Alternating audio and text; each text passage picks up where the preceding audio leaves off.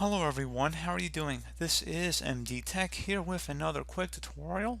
In today's tutorial, I'm going to show you guys how to resolve if your Windows 10 system sounds are not playing properly on your computer. So if you've already checked your speaker icon down in your system tray and you've tried adjusting the audio, or you've actually made sure that your speakers are turned on. So if you have external speakers, make sure that they are in fact turned on. And you've tried that already and you're still having a problem, in today's tutorial I'm going to show you guys how to hopefully resolve that without too much of a hassle. And we're going to go ahead and jump right into it. So we're going to start off by opening up the start menu. Type in troubleshoot. Best result should come back with troubleshoot settings. Go ahead and left click on that to open it up. Select additional troubleshooters on the right panel here. And then underneath get up and running, select playing audio, find and fix problems with playing sound, and select run the troubleshooter.